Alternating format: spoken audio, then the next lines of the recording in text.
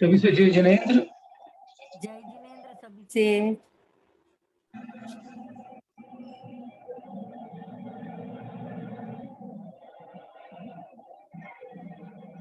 सभी को जय जिनेन्द्र।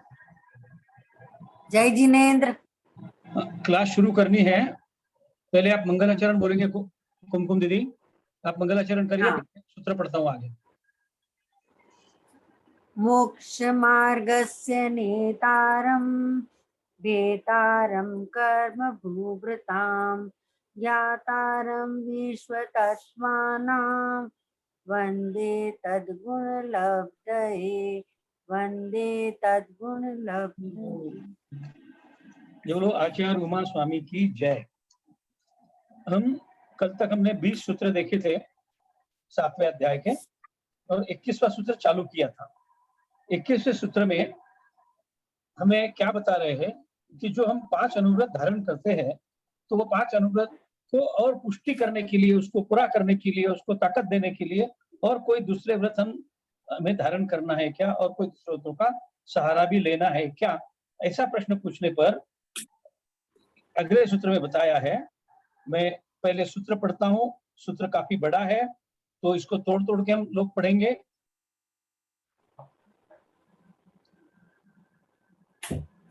पहले मैं पढ़ लेता हूँ, फिर सब तोड़ तोड़ के बाद में हम रिपीट करेंगे। दिग्देशा नृत्यदंड वीरति सामायिक प्रोषोधोपवासोप भोग परिभोग परिणामातिथि संविभाग व्रत संपन्नश्च। अब फिर से एक बार पढ़ रहा हूँ, ध्यान दीजिए शब्दों पर। दिग्देशा नृत्यदंड वीरति सामायिक प्रोषोधोपवासोप भोग परिभोग परिणामातिथि संविभाग व्रत संपन्नश्च। बोलेंगे सब लोग। दिग्देशा नर्थदंड वीरति सामायिक प्रोषोधोपवासोपभोग परिभोग प्रोषधोपवासोपभोग परिभोग परिणामतिथि संविभाग व्रत संपन्नश्च। संविभाग व्रत संपन्नश्च। इसका संति ऐसा हो रहा है।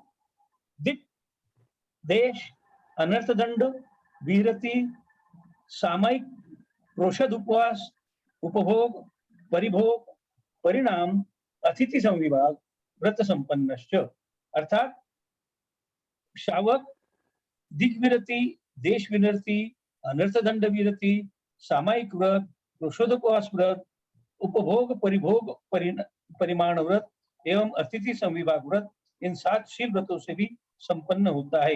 ये 7 शील व्रत कहे गए हैं और इन व्रतों से हमें संपन्न होना चाहिए, तो हमारे 5 अनुव्रत जो हमने लिए हैं उनको पुष्टि मिलेगी, वो और पक्के हो जाएंगे। दिग्विरति, देश विरति, अनर्थदंड विरति, ये 3 गुणव्रत कहलाते हैं। ये 7 व्रतों में पहले जो 3 है दिग्विरति, देश विरति और अनर्थदंड विरति, ये 3 गुणव्रत कहलाए हैं। और सामायिक व्रत, प्रोषोधोपवास व्रत, उपभोग परिभोग परिणाम व्रत और अतिथि संविभाग व्रत, ये 4 शिक्षा व्रत कहलाए। इसका अर्थ ऐसा है कि ये गुणव्रत मतलब ये हमारे गुणों को बढ़ाते हैं। दिग्विरति, देश विरति और अनर्थदंड विरति, और ये चारित्र को बढ़ा रहे हैं हमारे।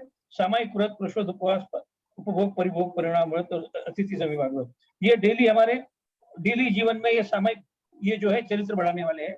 और ये हम रोज के पालन के नहीं है, लेकिन नियम है ये, उसका हम आगे एक्सप्लेनेशन देखेंगे। 3 गुणव्रतों के पालन करने से 5 अनुव्रतों के गुण बढ़ते हैं। गुणव्रत मतलब ये पालन करेंगे तो हमारे अनुव्रतों के गुण बढ़ेंगे। अब इन्हें गुणव्रत कहते हैं। 4 शिक्षा व्रतों का पालन करने से आगे 5 महाव्रतों की शिक्षा मिलती है, अतः इन्हें शिक्षा व्रत कहते हैं। ये 5 हम व्रत पालेंगे तो हमें आगे महाव्रत धारण करने के लिए या महाव्रत पालन करने के लिए हमको आसानी हो जाएगी, इसके लिए उनको शिक्षा व्रत कहा है। इस प्रकार इन व्रतों से जो संपन्न है वह गृहस्थी वीरता विरत संयता संयत प्रतिमाधारी अनुव्रती शावक कहा जाता है। अब ये 7 व्रत कौन कौन पालन करते हैं? पंचम गुणस्थान तक वाले लोग। विरता विरत मतलब 4थे गुणस्थान वाले, संयता संयत मतलब 5वें गुणस्थान वाले, प्रतिमाधारी वो भी 5वें गुणस्थान में आ जाते हैं। अनुवृत्ति श्रावक, इनको अनुवृत्ति श्रावक कहा जाता है। अब एक एक व्रत का हम एक्सप्लेनेशन देखेंगे। दिग्विरति व्रत, दिक् अर्थात दिशाएं, 4 दिशाएं और चारों दिशाएं तथा ऊर्ध्व और अधो, इन 10 दिशाओं के प्रसिद्ध चिन्ह पर्वत, नगर, जंगल आदि की सीमा मर्यादा करके बाकी के क्षेत्र में जीवन पर्यंत आना जाना छोड़ देना दिग्विरति व्रत है। अब ये दिग्विरति व्रत जो है ये पूरे जीवन के लिए लिया जाता है कि भाई, और जो अभी तो हमें इन दिनों में हमें डायग्राम के वजह से, मैप्स के वजह से पूरे सब दिशाएं मालूम है। पहले वैसे मालूम नहीं थी कि कौन सी दिशा में कितना है क्या है। तो हम जो उस दिशाओं में जो प्रसिद्ध चिन्ह है, पर्वत है, जंगल है, उनकी मर्यादा करके व्रत बाहर धारण करते थे कि भाई ठीक है, मैं ये समुद्र के बाहर नहीं जाऊंगा, मैं हिमालय के बाहर नहीं जाऊंगा, मैं पश्चिम दिशा में समुद्र छोड़कर बाहर नहीं जाऊंगा। इस तरह से जीवन भर तक के जो व्रत लिए जाते हैं उसको दिग्विरति व्रत कहते हैं। उस मर्यादा के बाहर, अब ये व्रत लेने से क्या हो रहा है, उस मर्यादा के बाहर त्रस और स्थावर जीवों की हिंसा का त्याग हो जाने से उस त्याग का फल महाव्रत रूप होता है।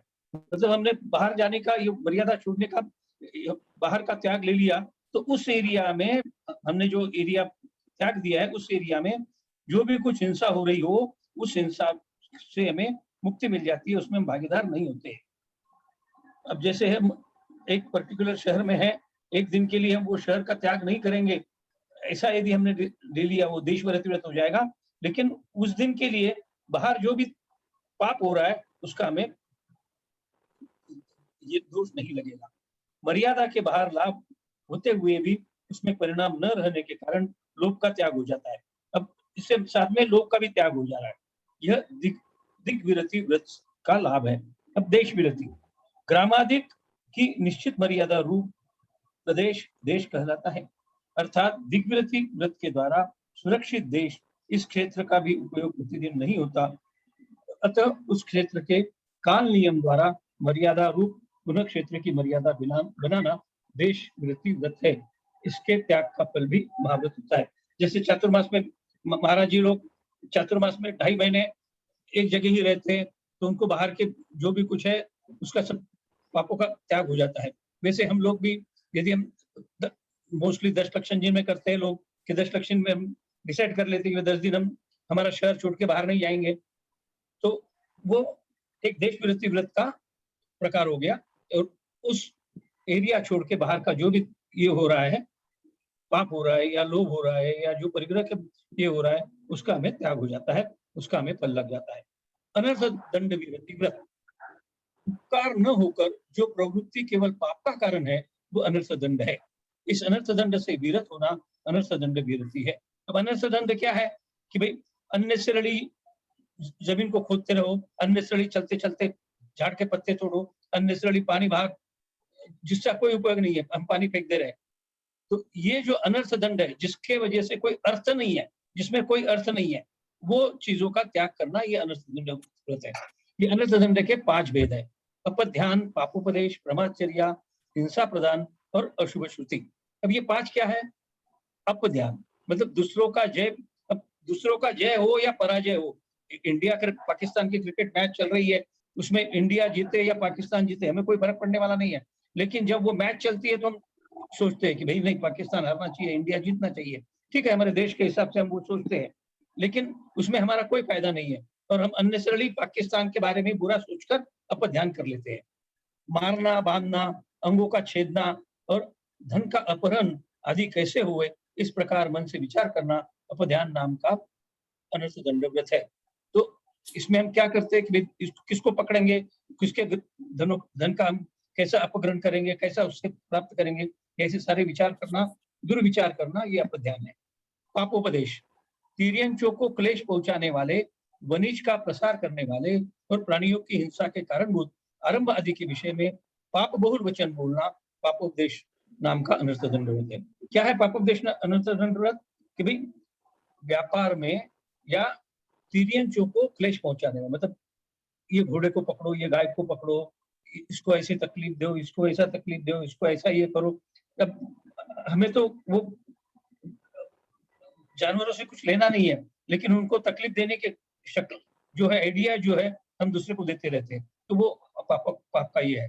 तो इस तरह ऐसा पापोपदेश नहीं देना है, या व्यापार करने में कि भाई ये व्यापार करो, बीज का व्यापार करो, औषधियों का व्यापार करो, फर्टिलाइजर्स का व्यापार करो।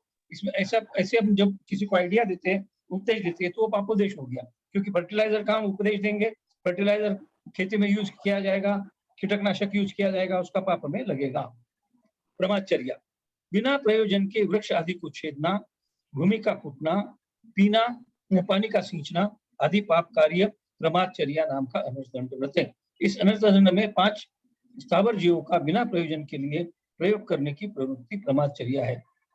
ये जो ऊपर अनर्थदंड व्रत का मैंने पहले एक्सप्लेनेशन दिया, उसमें यही उदाहरण दिया था कि भाई अन्य सड़ी पानी को फेंकना, भूमि को छेड़ना, वृक्ष आदि को छेदना, तो ये ब्रह्मचर्या है। इसमें उसका अलग ये कर दिया कि ब्रह्मचर्या में क्या है कि 5 स्थावरों को अननेसेसरली हम उनको तकलीफ देना या उनका विनाश करना। हिंसा दान, विष काटा, मछली फंसाने का यंत्र, शस्त्र, अग्नि, रस्सी, चाबुक हिंसा प्रधान नाम का अनर्थदंड है। मतलब हिंसा में जो शस्त्र अस्त्र यूज होते हैं या जो भी कुछ इंस्ट्रूमेंट्स यूज होते हैं, उसका दान देना यह हिंसा दान है। संकल्प हिंसा हेतु इन वस्तुओं का देना अनर्थदंड है, किंतु किसी जीव की रक्षा के उपाय में इन वस्तुओं को देना अनर्थदंड नहीं है। अभी समझो हम हमारे क्षेत्र के रक्षण के लिए हम सिपाही रखते हैं, रक्षक रखते हैं, उनके पास जो राइफल वगैरह दी है, तो वो किसी उसके कोई अनर्थदंड नहीं लगेगा, क्योंकि वो हमने हमारी रक्षा के लिए, मंदिर की रक्षा के लिए रखा है। किसी को मारने के लिए बोल के नहीं दिया उनको, अपना संरक्षण करने के लिए दिया है, तो उसमें हिंसा दान का अनर्थदंड नहीं होगा। अशुभ श्रुति, हिंसा और राग आदि को बढ़ाने वाली दुष्ट कथाओं का सुनना और उनकी शिक्षा देना अशुभ श्रुति नाम का अनर्थदंड है। आरंभ एवं परिग्रह को बढ़ाने वाली दुस्साहस, मिथ्यात्वदेश, राग, मद, काम को बढ़ाने वाली, चित्त को कलुषित करने वाली खोटी कथाएं, वाचनालाप आदि अशुभ श्रुति अनर्थदंड है। अशुभ श्रुति मतलब जो अशुभ है, जो पाप को बढ़ाने वाली है, ऐसी चीजों को सुनना, ऐसी कथाओं को सुनना, ऐसे पिक्चर्स देखना या ऐसे व्हाट्सएप आए हुए देखना, ये सब अशुभ श्रुति में आ जाएगा। सामायिक व्रत, समय अर्थात एकरूप हो जाना ही जिसका प्रयोजन है, वह सामायिक व्रत है। अब हम अनर्थदंड के बाद चौथे व्रत पे आ रहे हैं, सामायिक व्रत। पहले हमने दिग्व्रत देखा, देश व्रत देखा, अनर्थदंड देखा, अब चौथा देख रहे हैं सामायिक व्रत। इतने देश में इतने काल तक इस प्रकार निश्चित की गई सामायिक में स्थित हुए पुरुष के पहले के समान महाव्रत जानना चाहिए, क्योंकि इनके सूक्ष्म और स्थूल दोनों प्रकार के हिंसा आदि का पापों का त्याग होता है। जब हम सामायिक को बैठते हैं तो हम नियम लेके बैठते हैं कि भाई इतनी देर तक हम नहीं उठेंगे, तो उतने देर तक हमारे सारे पापों का त्याग हो जाता है, तो उतनी देर हमारा महाव्रत का पालन होता है। किंतु उनके सकल संयम नहीं कहा जा सकता, कारण कि उनके सकल संयम को घात करने वाले प्रत्याख्यान कषाय का उदय पाया जाता है। महाव्रत पूरा नहीं माना जाता, सकल संयम नहीं माना जाता, क्योंकि कषाय का उदय है। फिर भी जैसे राजकुल में चैत्र को सर्वगत उपचार से कहा जाता है, राजाओं की परंपराओं में चैत्र मास सभी मंगल कार्यों को शुभ माना जाता है, किंतु चैत्र मास के अलावा भी यदि कोई मंगल कार्य राजकुल में होता हो, तो वह भी उपचार चैत्र मास के समान ही कहा जाता था। उसी प्रकार सामायिक ग्रहण करने वाली स्थिति में सभी प्रकार के आरंभ परिग्रह का त्याग होने से अपरिग्रह आदि महाव्रत उपचार से कहे जाते हैं। वही मैंने जो पहले बताया कि भाई हम जब सामायिक करते हैं तो हमें महाव्रत का फायदा और फल मिलता है, हमने महाव्रत पालन किया ऐसा समझा जाता है, उपचार से वैसा कहा जाता है। अब नेक्स्ट है प्रोषोधोपवास व्रत। प्रोषद उपवास काय को कहते हैं, इसके बारे में हम क्या बता रहे हैं। प्रोषद का अर्थ पर्व और पांचों इंद्रियों के शब्दादि विषयों का त्याग पूर्वक उस पर्व में निवास करना उपवास है, अर्थात 4 प्रकार के आहार का त्याग करना उपवास है। 4 प्रकार के आहार का त्याग करना वही उपवास है। तथा प्रोषद के दिनों में जो उपवास किया जाता है उसमें पुरुषोत्त उपवास किया जाता है। मतलब पर्व दिनों में जो उपवास किया जाता है उसको पुरुषोत्त उपवास किया जाता है, कहा जाता है। पुरुषोत्त उपवास की जो प्रोसीजर है वो आगे बता रहे हैं। पुरुषोत्त उपवासी श्रावक को अपने शरीर के संस्कार के कारणभूत स्नान, गंध, माला और आभरण आदि का त्याग करके किसी पवित्र स्थान में, साधुओं के रहने के स्थान में, चैत्यालय में या अपने पुरुषोत्त उपवास के लिए नियत किए गए घर में धर्म कथा के सुनाने और चिंतन करने में मन लगाकर उपवास पूर्वक निवास करना चाहिए। तो उपवास के दिन बाकी सब जो एंटरटेनमेंट की चीजें हम उपवास कर रहे हैं और पिक्चर देखते बैठे हैं, हम उपवास कर रहे हैं और किसी के साथ कोई एंटरटेनमेंट का मतलब घर बैठे बैठे कोई खेल खेल रहे हैं, तो ये चीज गलत है। उपवास जब हम कर रहे हैं तो हमें उस दिन पूरा दिन हमें धर्म ध्यान में लगाना चाहिए, कोई अशुभ कार्य नहीं करना चाहिए, कोई एंटरटेनमेंट नहीं करना चाहिए, वो पुरुषोत्त उपवास कहा जाएगा। और पुरुषोत्त उपवास की प्रोसीजर ऐसी है कि पहले दिन एकाशन करो, दूसरे दिन चारों प्रकार का आहार त्याग करो और पारने के दिन भी एकाशन करो, वो पुरुषोत्त उपवास कहा जाता है। अब छठा व्रत है उपभोग परिभोग परिणाम व्रत, परिमाण व्रत। उपभोग उपभोग परिमाण व्रत मतलब भोग उपभोग की जो चीजें है उसका प्रमाण हमने ये करना है, निश्चित कर लेना है, वो भोग उपभोग परिभोग परिमाण व्रत होगा। जैसे भोजन पान गंधमाला आदि उपभोग कहलाते हैं। उपभोग किसको कहलाते हैं कि जो एक ही बार यूज में आए, वो उपभोग हो गया। तथा ओढ़ना बिछाना अलंकार शयन आसन घर यान वाहन आदि परिभोग कहलाते हैं। परिभोग मतलब पुनः पुनः जिस चीज का हम उपयोग करते हैं, जैसे वस्त्र वगैरह जो है उसको परिभोग कहा जाता है। तो जो भोग की वस्तु उपभोग की वस्तु है और जो परिभोग की वस्तु है उसका परिमाण समय एवं संख्या की सीमा में कर लेना उपयोग परिभोग परिमाण व्रत कहलाता है। जैसे मैं 50 जोड़ी वस्त्र रखूंगा, मैं 5 जोड़ी ओढ़ने बिछाने के रखूंगा, मैं इतने ही अलंकार रखूंगा, ये ऐसे व्रत धारण करना वो भोग उपभोग परिमाण व्रत कहलाता है। जिसका चित्त रस हिंसा में से निवृत्त है उसे सदा के लिए मधु मांस और मदिरा का त्याग कर देना चाहिए। ये तो 3 मकार हम तो बचपन में ही इसका त्याग कर लेते हैं। अष्टमूल गुण में ये 3 मकार कहे जाते हैं, मधु मांस और मदिरा। तो ये तो हम बचपन में ही हमको त्याग दिया जाता है और ये सारे जैनी मतलब जो जैन व्रत को सही से पालन कर रहे हैं वो मधु मांस और मदिरा का त्याग कर ही देते हैं।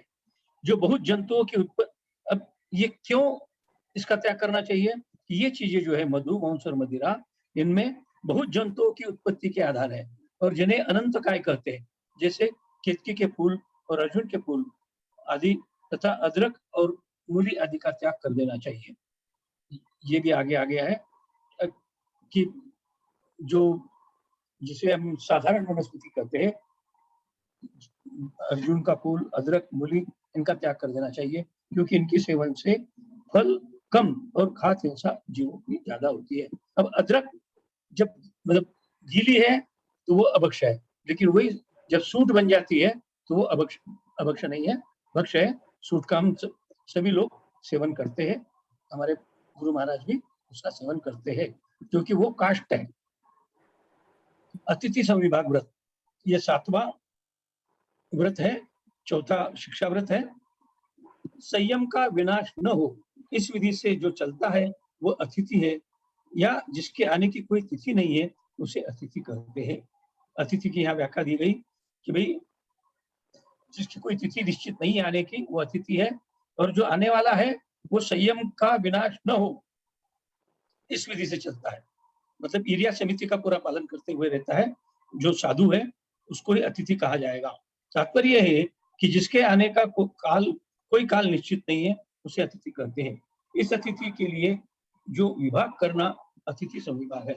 जो अतिथि है उनके लिए हम जो कुछ निकाल के रखते हैं, जो उनके लिए जो कुछ रखते हैं वो अतिथि संविभाग है। अब ये अतिथि संविभाग व्रत के 4 प्रकार है, भिक्षा, औषधि, उपकरण और प्रतिश्रय अर्थात आवास रहने का स्थान। अब जो अतिथि आने वाला है उसके लिए हम खाने की व्यवस्था करना, उनके लिए औषधि दान करना, उनके लिए उपकरण देना, जो भी साहित्य उनको चाहिए और उनके रहने की व्यवस्था करना, ये 4 प्रकार के संविभाग व्रत है। भिक्षा, जो मोक्ष के लिए बद्ध कक्ष है, संयम के पालन करने में तत्पर है और शुद्ध है, उस अतिथि के लिए शुद्ध मन से निर्दोष भिक्षा देना चाहिए। पूज्य पादाचार्य ने अतिथि के 3 प्रमुख विशेषण कहे हैं। पहला, मोक्ष के लिए बद्ध कक्ष, अर्थात मोक्ष पुरुषार्थ से ही जिसका लक्ष्य है उसको अतिथि कहेंगे। दूसरा, संयम पालने में अप्रमादी है, मतलब प्रयत्न पूर्वक संयम पालता है, उसमें कोई प्रमाद नहीं रखता है। तीसरा, शुद्ध है, अर्थात देश कुल जाति से शुद्ध है, अर्थात कुलिंगी मिथ्या दृष्टि नहीं हो। जो जिसको हम अतिथि कहेंगे उसका पहला लक्षण, मुख्य लक्षण ये होना चाहिए कि वो सम्यक दृष्टि है और कुलिंगी नहीं है। न असंतम अतिथात्य आदरीयन्ते, जो संत नहीं है उसका आदर अतिथि के रूप में नहीं करना चाहिए। जो दूसरे बाकी मेहमान आते हैं हमारे घर में, उसका सत्कार तो किया जा सकता है, लेकिन उनको अतिथि समझकर, जो हम अतिथि को, गुरुदेव को जो हम, त्यागियों को जो हम सम्मान देते हैं, उस तरह से उनको सम्मान नहीं देना चाहिए। उपकरण, सम्यक दर्शन को बढ़ाने वाले धर्मोपकरण देना चाहिए। पूज्य पादाचार्य ने भी समंत भद्राचार्य का अनुकरण करके अतिथि के लिए ज्ञान शास्त्र देने की अपेक्षा उपकरण देने की बात लिखी है। ये विचारणीय पद है। इस पद से ध्वनित होता है कि श्रावक अतिथि साधु के लिए ऐसे उपकरण दे जिनसे शस्त्र लिखे जा सके। संयम के पालन हेतु पिछी उपकरण, सोच का सहायक कमंडलू उपकरण है। प्राचीन काल में शास्त्र ताड़पत्र पर लिखे जाते थे। ताड़पत्र भी विशेष विधि से ही वृक्ष से प्राप्त किए जाते थे। यह कार्य श्रावक का ही होता था। ताड़पत्र पर लिखने के लिए लोहे की नुकीली लिखनी होती थी, किंतु वर्तमान में देखते ही देखते शिक्षण पद्धति के साथ साथ लेखन, पठन, पाठन सभी उपकरणों के स्वरूप बदल गए हैं। अतः जिनसे धर्म की वृद्धि हो, ऐसे उपकरण ही साधुओं को देना चाहिए। अब ताड़पत्र और लोहे की ये देखे मतलब नहीं है। अब तो हम मतलब कुछ 15-20 साल पहले, 25 साल पहले जब कंप्यूटर का उपयोग नहीं था, तब हम उनको किताब देते थे, पेन पेंसिल देते थे। अब हम उनको मोबाइल, कंप्यूटर ऐसी चीजें भी दे सकते हैं, क्योंकि समय चेंज हो गया है और कंप्यूटर से, मोबाइल से उनका ज्ञान बढ़ता है। उनका वो ज्ञान बढ़ाने के लिए या स्वाध्याय के लिए उसका उपयोग करते हैं, इसके लिए हम दे सकते हैं। औषध, अतिथि की प्रकृति के अनुरूप योग्य औषधि की व्यवस्था करना चाहिए। अब हमारे जो गुरु महाराज जी वगैरह, जो माता जी वगैरह जो त्यागी है, वो औषध तो सिर्फ आहार के समय लेते हैं, और उनको जो औषधि चलती है आयुर्वेदिक औषधि, उसका ध्यान हमें रखना चाहिए, वो औषधि हमें देना चाहिए उनको। प्रतिश्रय आवास, परम धर्म में श्रद्धा पूर्वक निवास स्थान भी देना चाहिए। प्राचीन काल में श्रेष्ठ श्रावक साधुओं को ठहरने के लिए नगरोद्यान आदि बनाते थे, जिन्हें नसिया आदि कहते। उन्हें साधुओं को रुकने के लिए धर्मशाला आदि बनवाने लगे, किंतु अर्थलिप्सा के युग में धर्म स्थानों पर साधुओं को ठहरने नहीं देते, दुकान बनाकर किराए पर दे देते हैं। धर्मशाला आदि सामाजिक रीति रिवाजों की पूर्ति करने में भरी रहती है। कुछ स्वार्थी लोग साधुओं के निमित्त आश्रम आदि बना लेते हैं, किंतु जिन साधुओं के उनके स्वार्थ की पूर्ति, मान्यताओं की पुष्टि नहीं होती, वे श्रावक उन साधुओं को ठहरने नहीं देते। अतः अतिथि समीपा व्रत पालन करने वाले श्रावक को साधु त्यागी वृत्तियों के प्रति आदर सत्कार पूर्वक आश्रय देकर अपने आप को धन्य भाग्य समझना चाहिए। सूत्र में च पद आया है। इस च शब्द से गृहस्थ इन 7 शीलों के पालने के अतिरिक्त कुछ और भी करने वाला है। वो गृहस्थ क्या करने वाला है, ऐसी जिज्ञासा होने पर आगे का सूत्र कहता है। इस तरह हमने सूत्र नंबर 21 का वाचन किया है, और उसमें जो भी कुछ 7 शिक्षा, 3 गुण व्रत और 4 शिक्षा व्रत, ऐसे 7 व्रत कहे हैं, उसका हमने डिटेल में अभ्यास कर लिया है। विजया दीदी आई है क्या? विजया दीदी जी जी, जय जिनेन्द्र भाई सब आ गए। 22 नंबर का सूत्र लीजिए। जी जी, सूत्र नंबर 22 पढ़ रही हूँ, और इसमें क्या है, सल्लेखना का निरूपण कर रहे हैं। मारणांतिकिम सल्लेखनाम जोशिता, मारणांतिकिम सल्लेखनाम जोशिता। पढ़िए।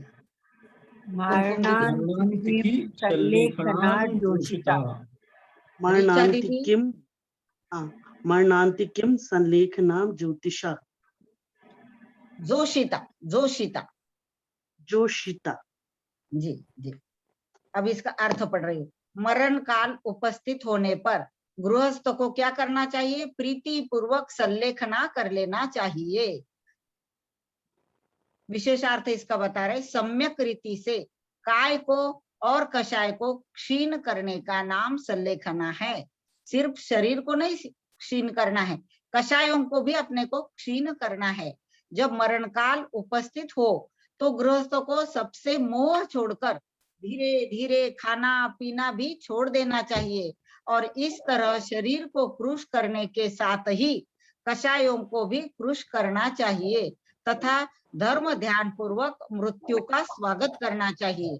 अब शंका इसमें ये उठाई है कि इस तरह जानबूझकर मौत को बुलाना क्या आत्मवध नहीं है? तो इसमें समाधान कर रहे नहीं।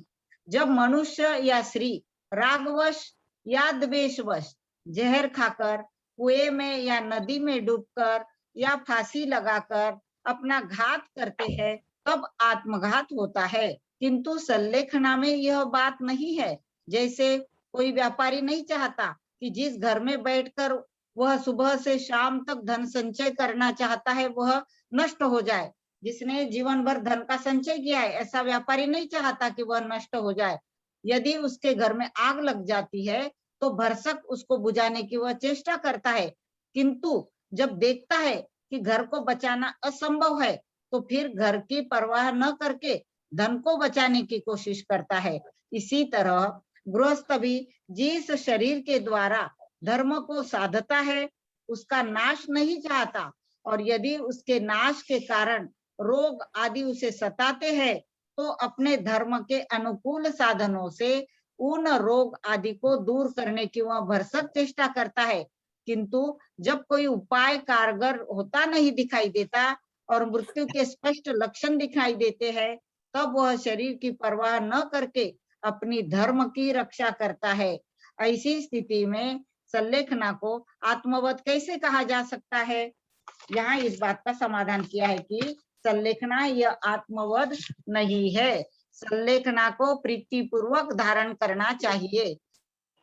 इसके बारे में संलेखना का सुंदर वर्णन कहा दिया है रत्नकरण श्रावकाचार में। बहुत ही सुंदर वर्णन है कि संलेखना कब लेना चाहिए कि जब ऐसी कोई बीमारी हो जाती है कि जिसका उपाय अब संभव नहीं है। दूसरी बात, कोई उपसर्ग आ जाता है, दुर्भिक्ष आ जाता है या कोई प्रतिकूल परिस्थितियां आ जाती है तो उस समय हमें प्रीतिपूर्वक संलेखना को धारण कर लेना चाहिए। अब आगे हम देख रहे अतिचार। अतिचारों का वर्णन चल रहा है तो सबसे शुरू हो रहा है यहाँ अतिचारों का वर्णन। तो यहाँ पहले सबसे पहले दिया है सम्यक्त्व के यानी सम्यक दर्शन के 5 अतिचार। हमें अतिचारों को अच्छे से इसलिए समझना है कि जब भी हम कोई व्रत लेते हैं तो उसमें अतिचार नहीं लगने चाहिए। अतिचार यानी व्रत का एक देश भंग हो जाना। अतिचार किसे कहते हैं? व्रत का एक देश भंग हो जाना। ऐसे 12 व्रत के 12 पंचे 60 अतिचार और सम्यक दर्शन के 5 अतिचार और संलेखना के 5 अतिचार। इस प्रकार कुल अतिचार कितने हुए? 70 अतिचारों का वर्णन अभी इसमें आएगा। सबसे पहले हम देख रहे हैं सम्यक्त्व के 5 अतिचार। शंका कांक्षा विचिकित्सान्य दृष्टि प्रशंसा संस्तवः सम्यक दृष्टे रतिचारः। शंका कांक्षा विचिकित्सान्य दृष्टि प्रशंसा संस्तवः सम्यक दृष्टे रतिचारः। पहले बोलेंगे सब। शंका कांक्षा शंका कांक्षा विचिकित्सा विचिकित्सा विचिकित्सा विचिकित्सा न्यदृष्टि प्रशंसा दृष्टि प्रशंसा संस्तवः संस्तवः सम्यक दृष्टे रतिचारः। सम्यक सम्यक दृष्टे दृष्टे रतिचारः। रतिचारः। यहाँ क्या बता रहे हैं? शंका कांक्षा विचिकित्सा यहाँ अ निकलेगा, अन्य दृष्टि प्रशंसा और यह अन्य दृष्टि संस्थव में भी लगाना है। अन्य दृष्टि संस्थव और सम्यक दृष्टि के ये 5 अतिचार कहे हैं। सम्यक दृष्टि है अतिचारः, ऐसा ये सूत्र का तोड़ना हुआ, यानी उसका संधि विच्छेद हुआ। अर्थ इसका शंका, कांक्षा, विचिकित्सा, अन्य दृष्टि प्रशंसा, अन्य दृष्टि संस्तव, ये सम्यक दर्शन के 5 अतिचार है। अरहंत भगवान के द्वारा कहे गए तत्वों में यह शंका होना कि ये ठीक है या नहीं, मैं ऐसा करूं या नहीं करूं, यानी मन में शंका हो जाना, अथवा अपनी आत्मा को अखंड अविनाशी जानकर भी मृत्यु वगैरह से डरते ही रहना, यह क्या है, शंका नाम का अतिचार। इस लोक में या परलोक में भोगों की चाह रखना, इसे कहते कांक्षा। दुखी, दरिद्री, रोगी आदि को देखकर उससे घृणा करना, यह है विचिकित्सा। मिथ्या दृष्टियों के ज्ञान, तप वगैरह की मन में सराहा करना, मन में उसको सराहना, यह क्या है, अन्य दृष्टि प्रशंसा। अपने को ये समझना है कि अन्य दृष्टि प्रशंसा और अन्य दृष्टि संस्तव, इनमें क्या अंतर है। तो मिथ्या दृष्टियों के ज्ञान, तप, आगे देखो वो तो कितने अच्छे से तप करते हैं, कितना अच्छा ज्ञान है उनका, ऐसी कैसे सराहना करना, मन में सराहना करना, इसे कहते हैं अन्य दृष्टि प्रशंसा। और वचन से तारीफ करना, यह अन्य दृष्टि संस्तव है। हमने तो वो मंदिर देखा स्वामीनारायण का, बहुत ही सुंदर है, ऐसा अपन ने दूसरे को बता रहे हैं तो अपने वचन से हम तारीफ कर रहे हैं, तो ये क्या हुआ, अन्य दृष्टि संस्तव। ये 5 क्या है, सम्यक दर्शन के अतिचार है, ये सम्यक दर्शन के दोष है। इन 5 बातों से हमारा सम्यक दर्शन दूषित होता है, मलिन होता है, इसलिए हमें इन अतिचारों को आने ही नहीं देना, लगने ही नहीं देना अपने व्रतों में। हमारा व्रत निर्दोष होना चाहिए, हमारा सम्यक दर्शन निर्दोष होना चाहिए। अब इस तरह 12 व्रत और 7, यानी इस तरह व्रत, कितने व्रत, 5, और शील 7, यानी 5 व्रत और सप्तशीलों के अतिचार को अभी क्रम क्रम से कहेंगे। तो सूत्र नंबर 24 पढ़ रही हूं मैं, इसमें बता रहे व्रतशीलेषु पंच पंच यथाक्रमम, व्रतशीलेषु पंच पंच यथाक्रमम। पढ़िए, सरल है ये सूत्र। व्रतशीलेषु पंच पंच यथाक्रमम्। जी, व्रतशीलेषु पंच पंच यथाक्रमम्। जी। अब इसका अर्थ हम देख रहे हैं। अर्थ, अहिंसादिक अनुव्रतों में और दिग्विरति आदि शीलों में ध्यान अपने को ये रखना है कि जो 5 पहले अनुव्रत कहे वो अनुव्रत, और जो बाद में 3 गुण व्रत और 4 शिक्षा व्रत कहे, इन्हें शील व्रत कहते हैं। ये कितने हैं, सप्तशील, 7 होते हैं शील व्रत। तो इन्हें अहिंसादिक अनुव्रतों में और दिग्व्रत आदि सप्तशीलों में क्रम से कितने अतिचार कहे, 5-5 अतिचार कहे हैं। व्रत और शील में क्या अंतर है, तो जो व्रतों की रक्षा के लिए होते हैं उन्हें क्या कहते हैं, शील। जो हमारे 5 व्रतों की रक्षा करते हैं उन्हें शील कहते हैं। 5 व्रतों में भी मुख्यता किसकी है, अहिंसानुव्रत की, और मुख्य रूप से उसी के रक्षण के लिए, उसी के वर्धन के लिए ये 7 शील होते हैं, और 4 व्रत भी उसी की रक्षा के लिए होते हैं। प्रारंभ में अब हम क्या देखेंगे, अहिंसा अनुव्रत के अतिचार।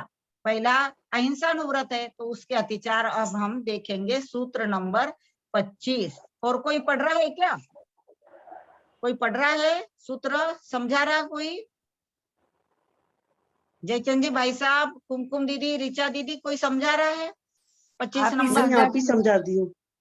जी जी जी। सूत्र नंबर 25, बंध वध छेदाति भारारोपणान्न पान निरोधाः। देखो इसको ऐसा पढ़ना है, बंध वध छेदाति भारारोपणान्न पान निरोधाः। बंध वध पढ़िए, बंध वदत् छेदाति भारारोपणान्न पान निरोधा। रोपणान्न, रोपणान्न, भारारोपणान्न। रोपणान्न पान निरोधाः। हाँ, रिचा दीदी। बंध वदच्छेदादि भारारोपणान पान निरोधा। सुंदर, बहुत अच्छा पढ़ा। अब इसका अर्थ हम देख रहे हैं, बंध, वध, छेद, अति भारारोपण और अन्नपान निरोध। किसका निरोध करना, अन्नपान का, और आरोपण अति भार। ये 5 अतिचार किसके हैं, अहिंसानुव्रत के। अब इसका अर्थ हम पढ़ रहे हैं, प्राणी को रस्सी, साकल वगैरह से बांधना या पिंजरे में बंद कर देना, जिससे वह अपनी इच्छा अनुसार न जा सकता है न इधर उधर घूम सकता है। वह क्या है? बंद। लाठी, डंडे, कोड़े वगैरह से पीटना ये वध है। पूंछ, कान आदि अवयवों को काट डालना छेद है। मनुष्य या पशुओं पर उनकी शक्ति से अधिक भार लागना, जैसे किसको 10 किलो उठाने की सामर्थ्य है, उनको अपन बोलना नहीं नहीं ये 20 किलो ले जाओ, तो ये क्या है? अति भारारोपण। शक्ति से बाहर ये सिर्फ प्राणियों के लिए नहीं लगाना है। जैसे अपने घर में भी नौकर है, वो 2-3 घंटे काम कर लिया तो बोलता है कि अभी खाना खा लूं क्या? नहीं नहीं अभी तो और काम करना है। ऐसा उनको अन्नपान निरोध भी कर लेना और अधिक काम भी ले लेना उनसे, तो दोनों अतिचार हो जाएंगे। शक्ति से बाहर काम लेना अति भारारोपण, और उन्हें समय पर खाना पीना नहीं देना, ये क्या है? अन्नपान निरोध। ये अहिंसा अनुव्रत के 5 अतिचार है। इसको हम अपने, भले ही हम व्रती नहीं है, फिर भी हम अपने घर के लिए भी सोच सकते हैं, नौकर चाकरों को, या अपने यहाँ अगर कोई गाय वगैरह जानवर है तो उनके सब बातों का ध्यान रखना चाहिए, तो हम इन अतिचारों से बच सकते हैं, है ना। अब हम सत्यव्रत के अतिचार मुझे लगता है कि कल पढ़ेंगे। आज जिनवाणी स्तुति करनी है ना, जिनवाणी स्तुति 26 नंबर का सूत्र रहेगा, उसे हम कल करेंगे। जिनवाणी स्तुति कौन करता है क्या निमिचंद जी भाई साहब? नहीं है। कुमकुम दीदी आप कर सकते हैं? ऋचा दीदी? मेरे पास लिखी हुई नहीं है दीदी। जी मैं बोल रही हूँ। यदर्थ मात्रा पदवाक्यहीनम मया प्रमाद्याद्यति किंचनोक्तम तन्मे क्षमित्वा विदधातु देवी सरस्वती केवल बोध लब्धिम बोधि समाधि परिणाम शुद्धि स्वात्मोपलब्धि शिव सौख्य सिद्धि चिंतामणि चिंतित वस्तु दाने त्वां वन्दमानस्य ममास्तु देवी, त्वां वन्दमानस्य ममास्तु देवी। जावानी के ज्ञान से सूझे लोकालोक, सोवानी मस्तक नमो सदा देत हूँ धो। हे जिनवाणी भारती तो ही जपो दिन रैन, जो तेरा शरणा गहे सो पावे सुख चैन। द्वादशांगमयी जिनवाणी माता की जय, सिद्धांत शास्त्र की जय, तत्वार्थ सूत्र ग्रंथ राज की जय, आचार्य उमा स्वामी देव की जय। नमोकार।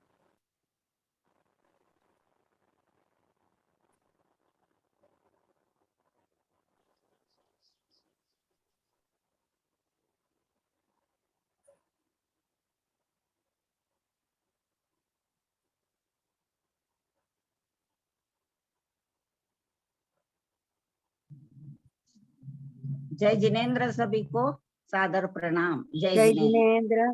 जिनेन्द्र। विजय दीदी ये वाला पोस्ट कर सकते हो क्या आप? क्या चीज? जिनवाणी स्तुति जो आप बोलते हो। अच्छा ये इसमें है ना दीदी, जो अपन ये पढ़ते हैं ना भावना द्वातिनी से अमित गति आचार्य की, उसमें हाँ। है। हाँ उसी के 4-5 लोग छोड़कर है। मैं आपको कल बता दूंगी अच्छा कौन से, उसी में है, आप ढूंढेंगे 7 या 8 नंबर का कुछ श्लोक होगा, जो संस्कृत वाली किसमें? है ना, भावना में ये है ना अमित गति, सत्वेशु मैत्री अमित वाली गति जी भावना। की। हाँ अमित गति जी की अच्छा, सत्वेशु मैत्री वाली है ना, उसी में है दीदी हाँ ये। मैं हाँ उसी देखती में है। हूँ। हाँ नहीं मिलेगी तो फिर आपको बोलती हूँ। जी जी जी बिल्कुल। और आप यहाँ बोलता है ना कोई, तो उस समय लिख भी सकते हो, या फोटो काट के मैं भेज दूंगी, लेकिन है मुझे मालूम है, उसी में से तो याद किया है, हाँ और देख रोज लेती बोलेंगे हूँ। तो आपको याद हो जाएगी। जी जी हाँ सत्वेशु मैत्री वाली बोलते है तो ना। है लेकिन याद नहीं हो पाता है ना, अपने पास लिखा हुआ तो 4 बार पढ़ सकते ना। हाँ उसको आप कागज पे उतार लीजिए और अपने पास रख लीजिए, अगर जिनवाणी में मिलती है आपको तो, है ना। हाँ हाँ हाँ हाँ हाँ भावना द्वातिनी शितिका है संस्कृत वाली, हाँ अमित गति आचार्य की, उसमें ये मिलेगा आपको। हाँ, जी देखती हूँ। जय जिनेन्द्र, जय जिनेन्द्र, जय जिनेन्द्र सभी को। जय जिनेन्द्र, जय जिनेन्द्र। जय जय जिनेन्द्र जिनेन्द्र, सभी को। जय जिनेन्द्र, जय जिनेन्द्र।